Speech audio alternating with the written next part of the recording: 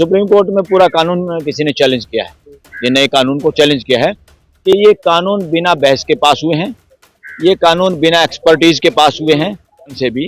और जस्टिस नारीमन का भी कुछ दिन पहले बयान आया था और अब ताजा उसका काउंटर किया है जस्टिस चंद्रचूड़ ने भी। सजा बढ़ाने से जैसे एक्सीडेंट नहीं होगा, ये दिस इज नॉनसेंस। जो मर्जी कानून बना देंगे, अरे नॉनसेंस है, ये नहीं बना सकते आप। मीडिया में खबरें कहाँ से आ जाती हैं कि ये खत्म हो गया, ये ऐसा हो गया, और उसके बाद भी लोग जो है सड़कों पर उतरे रहते हैं। हाँ, ये और सरकारों का एक और गलत आदत है, ये अपने चापलूस लोगों की कुछ संस्थाओं को हमेशा बुला लेते हैं, उनसे बयान दिला लेते हैं। साजिश हो सकती है, अगर इसको जल्दबाजी करेंगे तो इसका मतलब ये होगा इसको फटाफट लागू करके काफी लोगों को जेल में ठोक दिया जाए। वो सरकार के पक्ष में लोगों का माइंड सेट करने में लगा हुआ सारा media. Supreme court lawyers forum, supreme court advocates forum और सुप्रीम कोर्ट के मेजोरिटी एडवोकेट इस ड्राइवरों के इस कदम के बिल्कुल साथ हैं। टर्मिनेट करना चाहिए। देश के मालिकों को उनसे पूछा तुम्हारी औकात क्या है।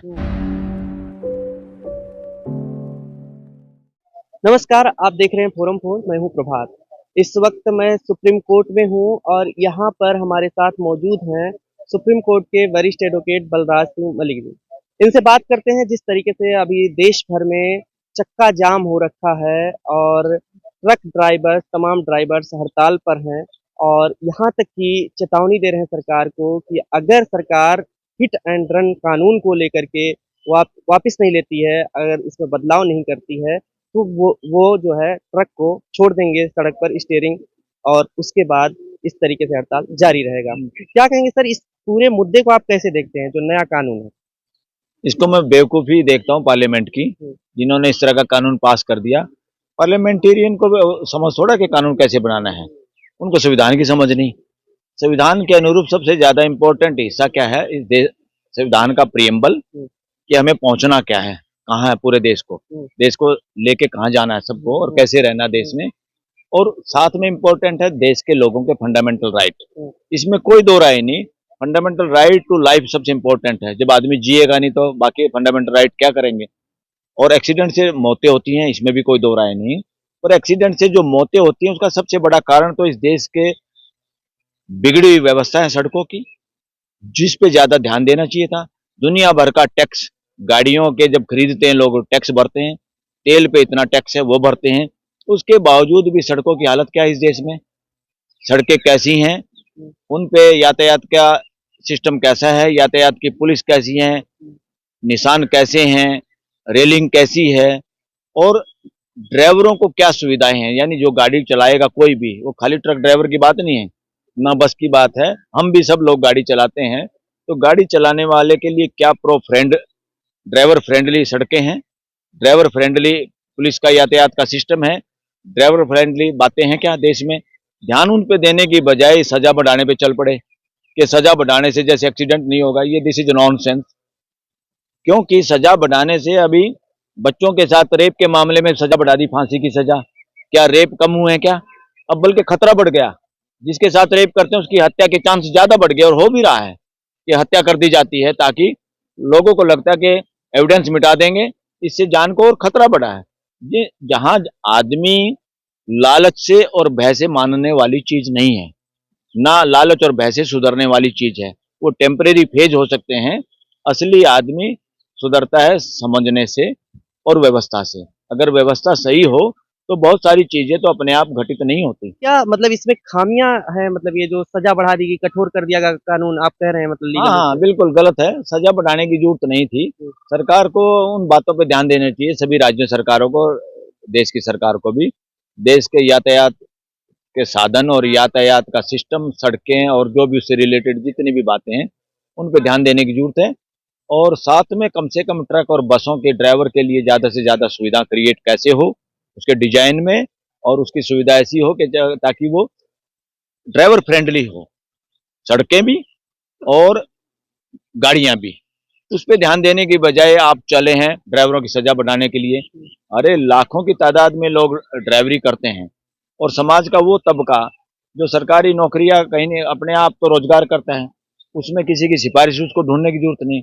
कोई आदमी में उसकी योग्यता ड्राइवरी की है, वो अनपढ़ आदमी भी उसमें डिग्रियों का मोहताज नहीं है, वो ड्राइवरी कर सकता है। कोई भी आदमी अच्छी ड्राइवरी कर सकता है। कितने इस देश के लोग बाहर जाके ड्राइवरी कर रहे हैं पूरे दुनिया के देशों में। अगर ड्राइवरों की सजा बढ़ाने की बात करने से सारे एक्सीडेंट खत्म हो जाएंगे, तो ये पल्ला झाड़ने वाली बात है कि सरकार अपनी जिम्मेवारियों से भागना चाहती है और सजा बढ़ा के लोगों को खुश करना चाहती है। बस सजा बढ़ा दी हमने, अब एक्सीडेंट नहीं होंगे। This is nonsense. लेकिन कह रहे हैं सरकार से बातचीत हो रही है इन ट्रांसपोर्टर्स को से लेकर के, और उन उन बातचीत में सुलह हो गया, तमाम ऐसी नहीं। खबरें चल रही हैं। और साथ ही ये भी कहा जा रहा है कि ये जो चर्चा होगी, इस पे चर्चा के बाद ही वो जो है इस पे कानून करेंगे। अरे भाई, पहले तो सरकार पे ये हिसाब मांगना चाहिए देश की जनता को, और देश के सामने उनको बताना चाहिए, मीडिया को पूछना चाहिए, आप बताइए ये कानून किस निष्कर्ष के आधार पे बनाया आपने, क्या रिसर्च है आपके पास और क्या आंकड़े हैं आपके पास, और आपने स्टेक होल्डर जो लोग ड्राइवर लोग हैं, ड्राइवरों की जो एसोसिएशन है, उनको कब और किन लोगों को आपने बुलाया, उन्होंने क्या राय मशवरा दिया, आपने क्या आंकड़े हैं, कैसे ये कानून बनाया, क्यों आपने किस आधार पे बनाया, उस पर क्या बहस हुई, कमेटियों ने क्या कहा। अरे असली स्टेक होल्डर है, उनको आपने पूछा नहीं। इस देश में कानून बनाना मेजोरिटी का काम नहीं है कि मेजोरिटी जिसके को जो मर्जी कानून बना दे। किसी के बाप का वो नहीं है देश कि जो मर्जी कानून, ये राजाओं का देश नहीं है, डेमोक्रेसी है। डेमोक्रेसी में सबसे पहले तो पार्लियामेंट में डिस्कशन और डिबेट से पहले भी जनता से सजेशन मांगने नहीं चाहिए, बुलाना भी चाहिए। ये खाली फॉर्मेलिटी कर देते हैं, जनता से हमने सजेशन मांगे हैं। अरे मांगे क्यों, बुलाओ। जितने एनजीओ हैं, जितनी बॉडीज हैं जो ड्राइवरों के लिए काम करती हैं, क्या उनको बुलाया था? है तो सबूत दिखाइए। किसी को नहीं है बुलाते लोग, और इतना सारा खर्चा पार्लियामेंट पे करते हैं और दूसरे खर्चे करते हैं मीटिंगों में। देश के असली जो मालिक हैं लोग और जो स्टेक होल्डर हैं, उनको बुलाते नहीं कानून बनाने से पहले। ये बिना गलत, चर्चा ये गलत प्रथा है। मैं कहता हूँ ये बिना चर्चा के हुआ है। बिना चर्चा के कानून बनते हैं, तब उसका यही हाल होता है। इतने देश को, इतने लोगों को स्ट्राइक करनी पड़ी, इसका जो नुकसान हुआ इसको भरपाई कौन करेगा? इसकी भरपाई उन पार्लियामेंटेरियन लोगों से लेनी चाहिए, सरकार से भरपाई करनी चाहिए, उनके इंडिविजुअल तनख्वाह से। जो पार्लियामेंटेरियन लोग लेते हैं तनख्वाह, उनके भत्ते काटने चाहिए कि देश को जो नुकसान हुआ इनके सारे तनख्वाह उस खाते में जमा कराओ जो देश का नुकसान हो रहा है। तुमने कैसे कानून पास कर दिया? हाथ खड़ा कर दिया, चलो जी कानून पास हो गया, यस आज यस आज बोल भी दिया। तमाम जगहों पे ऐसे ही इन्होंने किसान कानून पास किए थे। किसानों से बात की होती तो 13 महीने देश के लोगों को सड़क पे बैठना पड़ता। इससे ये डेमोक्रेसी है या राजाओं का राज चल रहा है? This is nonsense on the part of government. कोई भी गवर्नमेंट हो चाहे, ये डेमोक्रेसी के अनुरूप नहीं है, ये डेमोक्रेसी के खिलाफ है। तुम ये कह दो बस हमारे पास एमपी, हम जो मर्जी कानून बना देंगे। अरे नॉनसेंस है, ये नहीं बना सकते आप। मेजोरिटी के आधार पर कानून बनाने का प्रोविजन नहीं है पार्लियामेंट में, देश के संविधान में। वो सिर्फ तब आता है जब आपने सभी से राय मशवरा ले लिया हो, सभी से डिस्कस कर लिया हो, पूरे हाउस में पूरा समय दिया हो, हर पर्सन का जवाब दिया हो, हर पर्सन पर चर्चा करी हो, और पूरे रिसर्च के आधार पे आपने कानून पार्लियामेंट में रखा हो, और फिर डिबेट हो के फिर किसी पॉइंट पे मतभेद होता भी है तो तब वोटिंग कराने की बात आती है, जब पास करने की बात आती है। अब मेजोरिटी के नाम पे लोगों को, एमपीओ को बाहर भगा के, देश की जनता को जूते मार के चुपचाप कानून पास करा दो और बाद में यहाँ स्ट्राइक होती रहे देश में। ये देशद्रोह है, ये कानून बनाना नहीं है, ये देश का अपमान है, ये डेमोक्रेसी का अपमान है। ऐसे कानून बनाने से ध्यान देना चाहिए। कानून अब चैलेंज भी हो गए सुप्रीम कोर्ट में अभी से। तो किससे ये कानून, जो नए कानून बनाए हैं, नाम रख दिया भारतीय न्याय संहिता, और पहले इसका नाम था इंडियन पीनल कोड, वो था भारतीय दंड संहिता, ये है भारतीय न्याय संहिता। अरे दंड की बजाय तुमने न्याय का नाम दिया है कानून में, तो सजा बढ़ाना न्याय है या अन्याय है लोगों के साथ? क्या लगता है आप लोगों को कि भाई सजा बढ़ाने से लोग वो रुकते हैं अपराध करने से? This is nonsense. इसका मतलब पार्लियामेंट में समझदार लोगों की कमी है, और उनको यही नहीं पता कि मानव जाति, पूरी मानव, कोई भी मानव लालच और भय से थोड़ी सी देर के लिए कंट्रोल किया जा सकता है, उसको बदला नहीं जा सकता। भय और लालच इलाज नहीं है, भय और लालच न्याय नहीं है, भय और लालच दंड में आते हैं। ये एक तरह का दंड है, और दंड से मानव सही व्यवहार करे ऐसा कतई नहीं होता। सर, हड़ताल को लेकर के कहा जा रहा है सुलह हो गया, लेकिन सुलह वो जो आज भी जंतर मंतर पर लोग प्रदर्शन कर रहे हैं, वो कह रहे हैं कि हम सुलह नहीं कर रहे हैं, हमारे से बातचीत ही नहीं हो रही। मीडिया में खबरें कहाँ से आ जाती हैं कि ये खत्म हो गया, ये ऐसा हो गया, और उसके बाद भी लोग जो है सड़कों पर उतरे रहते हैं। हाँ, ये और सरकारों का एक और गलत आदत है, ये अपने चापलूस लोगों की कुछ संस्थाओं को हमेशा बुला लेते हैं, उनसे बयान दिला लेते हैं, जो इनके नजदीक होते हैं या उस पार्टी के समर्थक होते हैं, उन लोगों को बुला के ये लिपापोती करना चाहते हैं इन चीजों पे। ये नॉनसेंस है, ये नहीं करना चाहिए।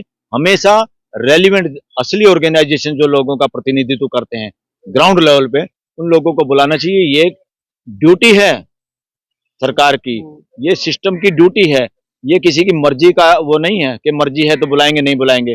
मजबूरी है ये डेमोक्रेसी की, और ये बहुत आवश्यक अंग है। जो असली ड्राइवरों की एसोसिएशन है उसी से बात करनी चाहिए, उसी बात करके कुछ भी आश्वासन है वो लिखित में होना चाहिए। मुंहजुबानी का कोई काम नहीं है इस देश में। किसी के बाप की दुकान है क्या ये देश? कोई भी काम करो, जब आपने कानून लिखित में पास किए हैं, आप आश्वासन भी लिखित में दीजिए देश की जनता को, और देना चाहिए। और मैं सैल्यूट करता हूं देश के ड्राइवरों को, इन्होंने बता दिया इस देश को कि असली कीमत पैसे की नहीं है, कीमत आस्था की नहीं है, कीमत है सिर्फ शर्म की। शर्म नहीं, मेहनत की कदर है।